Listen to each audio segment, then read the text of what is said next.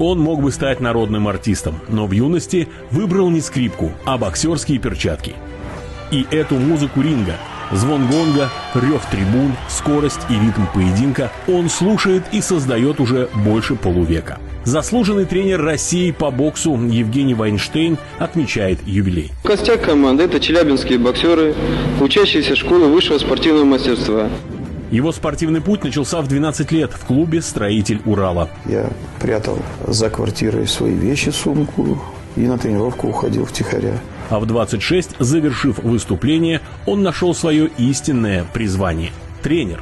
С 1972 года Евгений Ефремович начинает растить чемпионов в Политехническом институте и в спортшколе «Спартак». И уже через 10 лет к нему приходит высшее тренерское звание – заслуженный тренер СССР. Его воспитанники гремели на весь Советский Союз. Сергей Уфимцев, Радик Хуснутдинов, Сергей Шахмухаметов. Эти имена знал каждый любитель бокса. Они были его первой великой тренерской эпохой.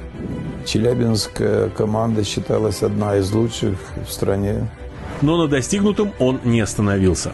В 90-м, в непростое время, Евгений Вайнштейн создает спортивный клуб «Урал», дав дорогу сотням новых талантов. Например, именно здесь начинал свой звездный путь чемпион мира Сергей Ковалев. Уральская сильная достаточно школа, четко, хорошо работает. Молодежь с удовольствием идет в бокс. Евгений Ефремович был одним из первых, кто поверил в женский бокс в Челябинской области. И его вера оправдалась. Южноуральские спортсменки завоевывают титулы чемпионок России, Европы и мира. Его любовь к боксу не знает границ. Следующий шаг – проект международного масштаба. Промоутерская компания «Урал Бокс Промоушен». Сегодня его бойцы сражаются на самых престижных рингах планеты, защищая честь страны и завоевывая чемпионские пояса. В основном все зависит от тренеров. Если хороший тренер, то все, значит, хорошая команда и хороший результат. Заслуженный работник физической культуры, заслуженный тренер России, обладатель почетных званий за заслуги в развитии спорта и за заслуги перед Челябинской областью.